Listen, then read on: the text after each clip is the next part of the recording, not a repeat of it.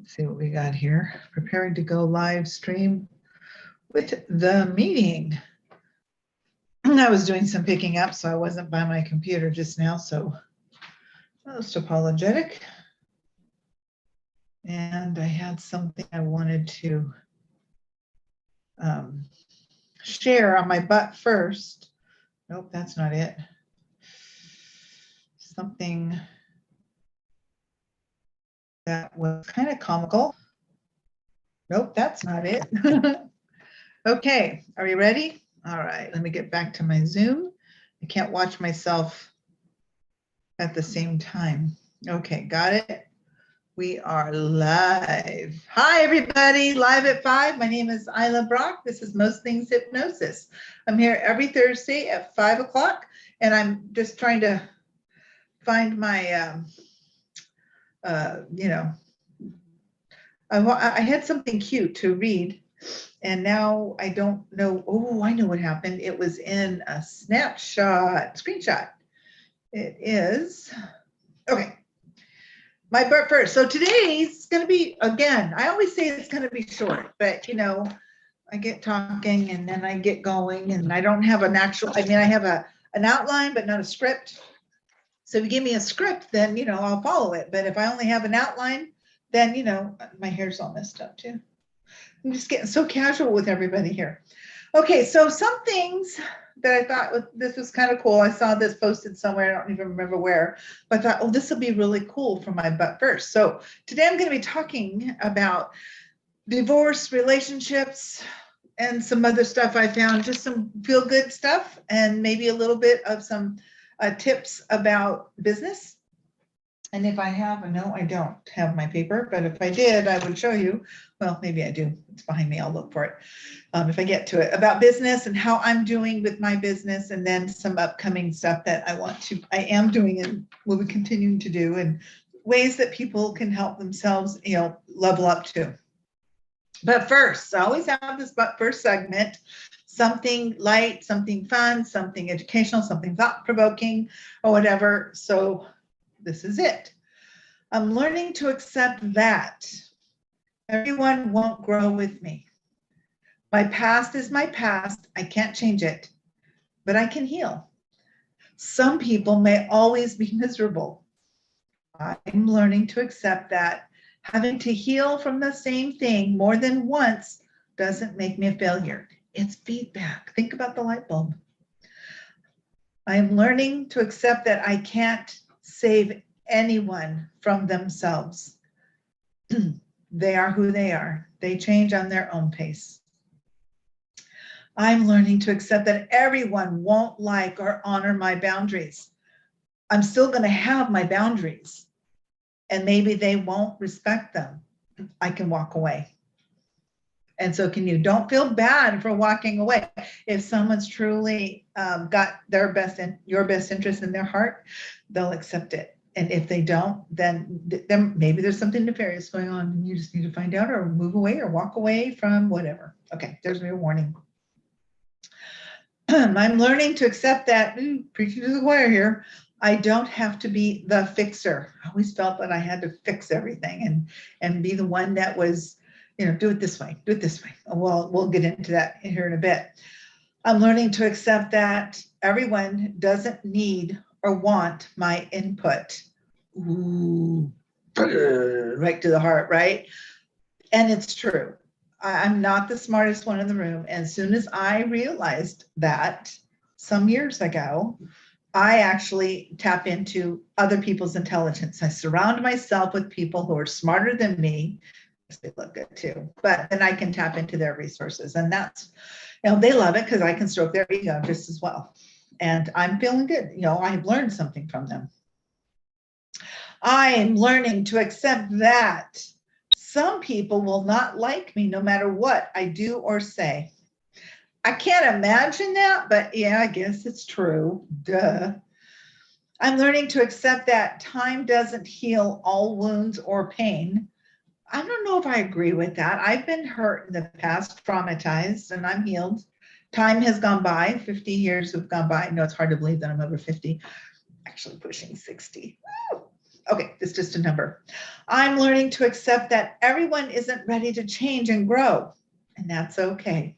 That is okay. So a lot of times when I work with a client, I'll even ask them, are you ready to release this XYZ widget, whatever it is that they're trying to release? And most of the time they tell me yes, and sometimes it's not right now. They want to hold on to it. And I try to make a little joke out of it or whatever, but nope, they're ready to hold on to it. Okay. And I just accept it and meet them where they're at and move on to whatever else there is. I am learning to accept that it's, if I have to force it, it's not for me. So don't force something. I don't force my services on anybody. I pass out my business card. I try to find fun ways to engage my conversation with people, but I don't force anything. Okay.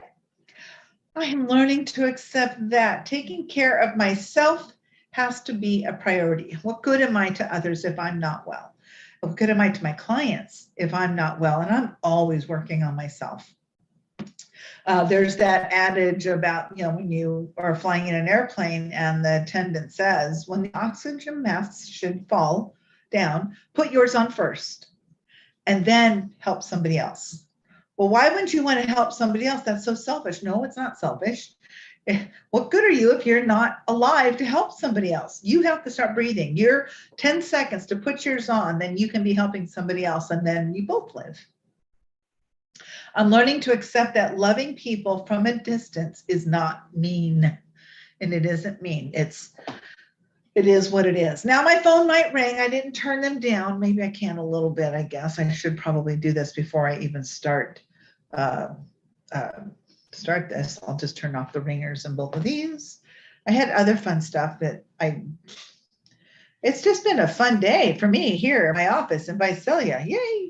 Had a great lunch with a friend today and just was able to accomplish a lot, get things, just learning how things work, because I've changed some of my marketing and it seems to be working, which I'll get into if I have time later. So let's talk a little bit about divorce. I looked online for some divorce information, and I wanted to just find out what is the current divorce rate. Now, one of the stats I found showed that the rate dipped in 2020. Well, that's because the courts were closed, and the divorces that did go through were already in progress, and they were in that waiting period that California. This is my opinion. My opinion is because they're saying it went down like 2% from the year before, and it maybe divorce is going down. Divorce overall is going down, but a lot of people are not getting married. And that's why the divorce rate's going down. And this, you can look it up on the Census Bureau website about it. But the national average is 50%. California, typically 60% will end up in divorce. This is as of 2019. And I'm going with the 2019 stats because 2020, 2021, I don't even know about 22, but they were all pandemic and post-pandemic, and the whole court system and how things are done everything's different than it was before. So basing it on how things used to be. So 2019 is not that far away, and we kind of get some real stats. But I do know this. I heard a statistic in Tulare County, the county that I live in, that when the pandemic hit, and it hit in 2020, the beginning, but they didn't close the United States down until March 15th, I think. But by April 30th, alcohol sales spiked 40%. I'm just saying, a lot of things happened in those first few weeks.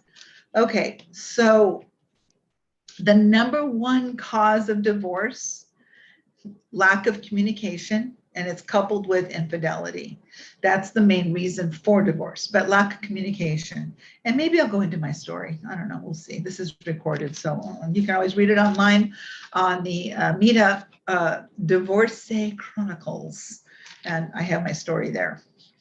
So in 2019, 15.5 people were divorced out of every 1,000 women in the U.S. That was 1 million women. It's like married women that we're not even talking about. It also says that men who make over $100,000 a year tend to be married, And women who earn 75 to 100,000 or more tend to be divorced or single. But since 2009, the divorce rate has declined 45%, which is kind of like, wow, that's USA, not just California. So in California, 38% of the people are not married. 47% of our population is married, and 12% are divorced now, as between around 2020. Now, I want to go into something kind of weird, because not every state in our union has the same rules about divorce. You can go to Alaska or South Dakota, and I think the other one's Washington. No residency requirement. You can show up at the courthouse at 8 o'clock in the morning the day you arrive and say, I'm a resident, and they will let you proceed on a divorce immediately in one of those 3 states, and it takes 30 days, as long as there's no contingencies or whatever. Arkansas has the longest divorce process. They have a mandatory 18-month waiting period before you can actually be divorced. I don't know. Now, in 2019, the U.S. average cost for divorce was $12,900. That was in the USA. And 2019, just a few years ago. $11,300 of that was for attorney fees. And that was just one attorney with one person seeking after the divorce. So, sorry, it gets hot and then I have to turn my fan on. But it's interesting because my divorce, I don't think cost $1,000, but we were amicable and just moved forward. It's like we divided it and fixed everything prior to even filing. We wanted to make sure everything was done, prior to even filing, so that we didn't have to go before a judge. We just used a paralegal. And if you have small children, it can make it more challenging in a divorce. Most dissolutions of marriage in 2020 were on hold. Very few divorces that actually, I did already tell you that. Okay, so in California in 2021, 2.3 per 1,000 got divorced. I put a little post on my own Facebook page, facebook.com/ILAH. And you can look at, there's a little post about, some just interesting stats I found on the census, from the census people. As of February 1st of this year, 2022, 1 in 3 Americans have never married. That's 33% of Americans have not married.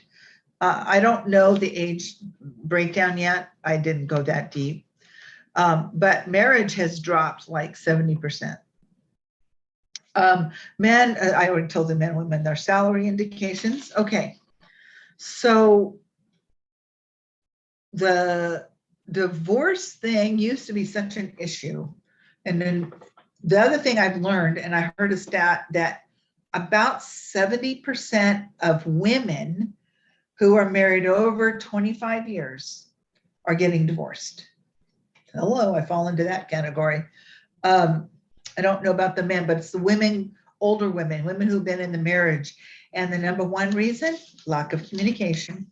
There's no more excitement. There's no more whatever in the marriage. It's like, it's dull, it's dead, it's loveless. There's nothing happening. There's no communication. Oh my gosh, the best way to hurt somebody is to be silent.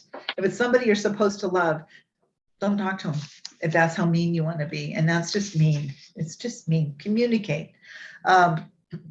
So holding on to oh, wait a minute. I know people who've been married 40, 45 years, and they're just deciding to stay in it.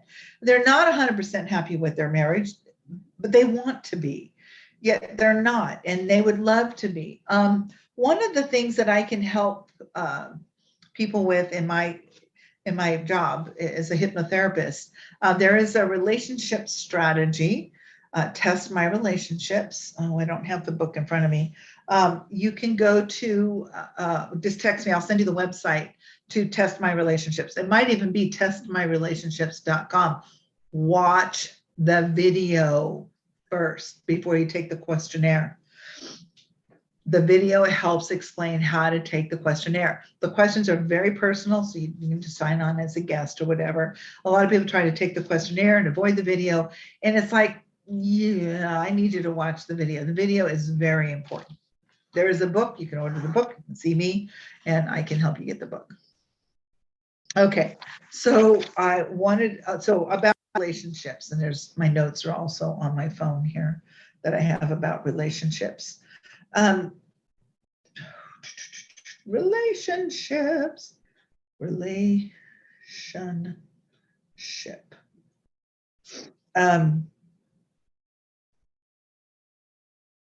Okay, that's not there. I don't know what happened to it. I have a sheet, that paper that I wrote, about 4.5 years ago when I learned about this new, it's not even a new strategy, it's a 50-year-old strategy that should have been taught in junior high years ago. Maybe it is in a roundabout way, but it's just an interesting concept on how relationships are done and how we work with them. Okay, so I do have this on relationships. So when you're in a relationship, typically we have the opposite syndrome going on, okay? This was written by a man called John Kappas, Dr. John Kappas. He was a psychologist and a hypnotherapist. And he talks about relationships, and he saw patterns in his practice that, you know, what was going on, why are so many differences. And it's not just the introvert extrovert concept, although that's not bad, and you can learn more about your own. You can do the Myers-Briggs test. I highly suggest this, test my relationships. If you want to avoid divorce or you want to try and salvage what you can, this is a recommendation. So opposites do attract. And let's see, come on, no, go away. Okay, so opposites attract. So to have a good, healthy, and successful relationship is the desire for most people who are in a relationship, true. And if they don't, they're looking for that. Opposites attract with complementary differences. And this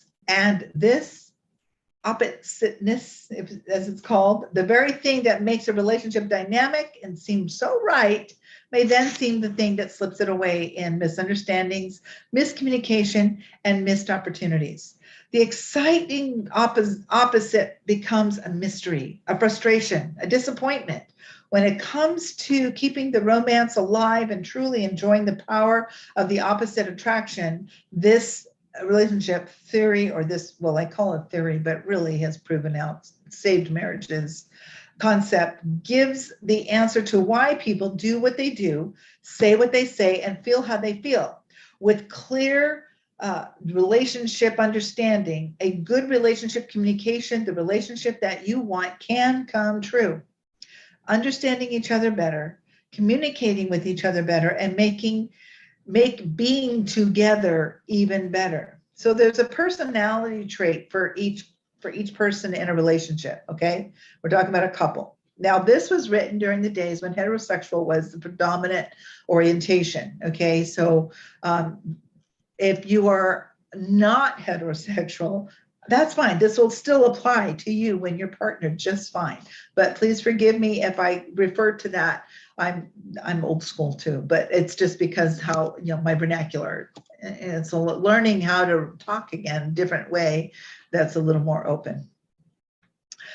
So some people in the relationship, one person might be more reserved, head rolled, they think a lot. They just need to process information.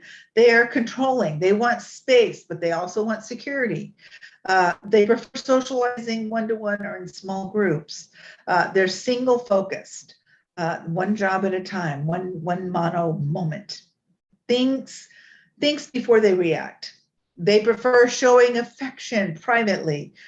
They don't like to be flattered. They distrust it. They enjoy working alone. They enjoy individual activities. Golfing is something that this particular type of person would do. Wants alone time, dresses for comfort, decides after thinking about it then they'll make a decision. Speaks literally and to the point. Infers from what others may say and feels emotional pain in the mind. Feels emotional pain in the mind before they feel it in the body. They'll feel it in the body, but first in their head, kind of thing. And then it's like, then they'll try to avoid the pain. And fears loss of security. The other person in the group, in your partnership, that other person will be the outgoing, the heart rule, dominating, wants connecting and touch, enjoys socializing in groups, moving, focuses on, just keeping things moving and thinking 75 things at once, reacts spontaneously, me, comfortable with affection anytime, likes reassurances and compliments, enjoys working with people, enjoys team activities, wants to be together all the time, dresses for attention. See my loud blouse, right?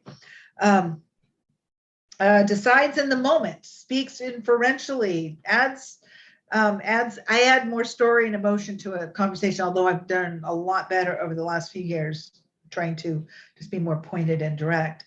Take literally what others say. So if you tell me something that has the potential of being ambiguous, I'm gonna just be literally taking it as it's said to me or people like me. Feels emotional pain in my body and then in my mind, and I fear rejection. This type of person fears rejection. Now, the first type of person in this relationship strategy is called the emotional. And they use the word sexuality in this concept when you watch the video, but it's not really sexuality per se. It's the word that John Kappas picked. I would probably more frame it as behavior. So in emotional behavior, and tends to be the introvert, and then physical behavior, which tends to be the extrovert. These are just terms that Mr. Kappas gave this concept because it is something that he discovered or developed after he saw a pattern in people. So you have the emotional and the physical, or the emo and the phys. So it makes it kind of fun. Emotional tendencies. So there's the 4 priority traits for each partner. The one partner priority traits, they have a priority for fear and financial career and financial security. So financial security and career is that is their number one. Whereas the other person has relationships, sex, that is a number one priority. So you can see already there's a conflict if you don't learn each other's priorities and respect them, not as rejection, just differences. So whereas the more the introverted or what we would call the emotional, the tendencies would be, the second one would be hobbies and children, relationships and family, and then sex and lovers. Whereas the physical side, the ones that are a little more extrovert, they value the relationships and sex, family and children, friends, hobbies, and then career and financial security. And this has been an issue. And I learned about this, leaving my marriage, I didn't have the financial security I once did. So it's not a priority for me. I've had to make it my priority. And it is sometimes a day-to-day struggle. Don't spend, don't spend, don't spend, don't spend. Even after 5 years of being out of that marriage, I still, I have a tendency to, well, that looks good, but I am in my own business. I am making an income and it's increasing. So I'm starting to learn that I like that number in my bank account. I like it getting bigger. I like seeing it grow. So it's getting a little more comfortable. I'll never be somebody who has financial security as my inside cellular level higher priority. But I do know how to do a budget. And I try my best to stay on budget. Okay, I try my best to stay on budget. I try. So there's a few things that I've learned how to do on budget. One of the things, I'll just give you a little hint, people who like to, spend, they're trying to stop. I just go onto Amazon when I get that retail therapy vibe. So if I don't have the money or I'm not in the mood to go out, I just go on Amazon. I'll fill up my cart with everything. I'll just browse and be there for an hour, got thousands of dollars worth of stuff, and I'll just leave it there and not touch it for like a day or two, go back and then delete everything. So I've fulfilled that part of my brain of shopping that it needed, and I didn't spend any money. So that helps. So acceptance. As you recognize the differences in your behaviors, you and your partner, but after you recognize them, that they are not personal attacks, and learn not to take them personally. It has nothing to do with you. You will be able to open the door to learning how to sustain the benefits that your differences afford each other. You're always going to have differences. Then you'll be able to apply proven concepts and maintain the balance necessary to fulfill the needs, the two differing styles of personalities. Okay. Self-acceptance is a relief. Accepting that the other person is a relief, and acceptance helps create a successful relationship. And that, my friend, is just a real quick hit on a great strategy. So hang on just a second. Let me just, I started a new meetup today. It's called Divorcee Chronicles. You can go to the meetup and check it out if you want. But I wanted to talk real quick, and it starts at 7, so I've got to be out of here in a minute. The part about, as you recognize the differences in behaviors are not personal attacks and learn not to take them personally, you'll be able to open the door to learning and sustain benefits that each of you are different, okay? So last night, not last night, but the night before, my boyfriend bought 2 huge bottles of dish soap, right? And here at my office, I have a few dishes that, get dirty or whatever, and I want to wash them. But I keep forgetting to get the dish soap. So we found a little container with the squirt bottle, and he grabbed the Dawn and he was filling it up. Now, he just popped the lid off, the little, not the screw top. He just popped the thing up and started squirting it inside the bottle. My back is to him, and maybe it was in the morning, but my back was to him, and I was doing something on the stove. I think I was cooking vegetables. I think, I don't know. I was cooking. I was at the stove cooking or doing something, and he was behind me, and I kept saying to myself, okay, although he's not doing it my way, he's getting it done. He's doing you a favor. Leave him alone, leave him alone, leave him alone, leave him alone. Just because he didn't do it the way you would have done it, Isla, doesn't mean that it's wrong. Leave him alone, leave him alone. This went on in my head for like a minute and a half, over and over and over. Just leave it alone, leave it alone, leave it alone. So I moved something from the stove over to the sink where he was pouring the soap. And I looked over his shoulder and I said, if you just unscrew the top, it'll pour faster. Right? No, that's just me. He didn't hit me. He just that look. Huh? I'm like, you know what? I am so sorry. Your way is fine. I knew what I was doing beforehand. That's just a subtle example of people do things different. We're just different, and he didn't do anything wrong. The job got done, and I started to examine, why did I have to do that? Efficiency. In my head, I had a job when I was about 17, when I lived in this little podunk town in northern Nevada called Silver Springs, which is about an hour south of Reno. And it was this hotel casino, and they had a little cafe, and I worked in the cafe. Well, the lady who owned it, Theta, I think every teenager worked for her in that town or something. But anyway, she only gave you 4-hour shifts, so she didn't have to give you a lunch break. Occasionally, you'd work a 5 or 6 hour shift, but most of the time it was 4-hour shifts. So if you're on for 4 hours, you work 4 hours. She didn't want you sitting around. There might have been, you can take like 1 10-minute break. So, but she wanted 4 hours worth of your time working the whole time. So that was like, okay, that's a good thing. I could learn from that, right?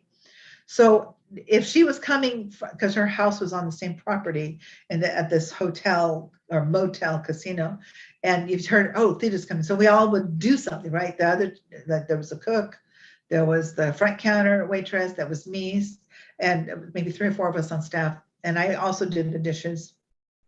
But it was get busy. She said she didn't even care. Take the pots and pans off and rewash them, scrub those bottoms, make them shine, peel potatoes, do something, always be busy, right? Clean the ice maker, do something. So I just always had, but she also taught me to save steps. That was a big thing with her, and I've never forgot it. Save steps, always save steps. If you can do it in 4 steps instead of 6, do it in 4 steps. I don't know why, it just stuck with me, and it just made sense. So even the kitchen that I have now, it's efficient. Before, when I first moved in, it wasn't as efficient. So I'm saving steps. So, you put your dishes away from the drying rack up instead of having to go across the kitchen, whatever. So there's efficiency already built in. So my point is, that's probably why I said what I said to Michael. It stems from just trying to be efficient, thinking that his way wasn't efficient. So along those lines, it's not a personal attack. So his thing was, I didn't accept his behavior. He was looking at me attacking him. He probably took it personally, and it was my fault. So I owned it. I apologized. I explained. I went through the whole communication, and everything's fine now. So, but learning that there's more than one way to, what was the adage, to skin a cat, if you will. So I was watching a TikTok or one of those real things that I have on Facebook last night or the night before. Again, 24 Roberts came out. Oh, anyway, but there was something this guy said. He's like, how much does this weigh? And he's asking the class how much it weighed. And some said, 8 ounces, some 10, some whatever. Okay. And he goes, and if I'm holding it for a minute, it's not a big deal. But if I'm going to hold it for an hour, it's going to hurt. The glass and the water haven't changed one bit, but I'm going to hold onto this, and it's just going to hurt. My arm's going to get numb, just kind of like stuck, and it's going to burn those muscles. The more you hold it, you can do it with the bending, but the weight of this hasn't changed one bit. I've changed over the course of a minute or an hour or whatever. I've changed. So just holding on to the weight of something, whatever it is, it doesn't change, so you need to change. And then the other thing he did, what I thought was kind of fun, took a $20 bill and he goes, who wants it? Of course, the class raises their hands. And he says, now I'm going to do this. And he crumpled it up. And he had this crumpled up $20 bill. Who wants it now? And of course, everybody raises their hand. Then he puts it on the floor and he stomps on it. Well, who wants the $20 bill now? Of course, everybody raises their hands. He goes, look, this $20 bill was crumpled and stomped on and, whatever, and crumpled and whatever, dirtied up and scummed up, but you still want it and it still has value in it, even though it got crumpled and stomped on. And more importantly, and this is what I'm going to leave with on this show, we get crumpled and stomped on, and then we don't think we have value. And don't you think that your life is more valuable than, say, a $20 bill? So think about that. You have value. You have purpose. You have potential. The potential is the sky's the limit. And it's there for you to just be a part of. Reinventing yourself is not an easy task, but it's a worthwhile one. Will it be difficult? Absolutely. Do you have to do some work? Absolutely. Do not sit around and wait for it to just happen. It's never going to just happen. You have to get out there and show the universe, show God, whatever it is your belief system is, that you're serious. So I'm here in my office every day. Right now, it'll be 7 days this week. Every day I'm in my office and I am showing the universe I'm serious. I'm serious about this job, doing what I get to do and helping people. So I will, oh, somebody came in. Cool. Anyway, I will see, or we'll meet again next week. You've learned something. Now go help somebody. Go learn something yourself and teach it. And just be a part of a wonderful world that we have. And love your partner, accept your partner's differences, and don't tell them how to do things if their way isn't hurting anybody. It's just not your way. And maybe your way wasn't going to create the best result anyway. So just be a part of that. Just accept it. Take care, everybody. I will see you again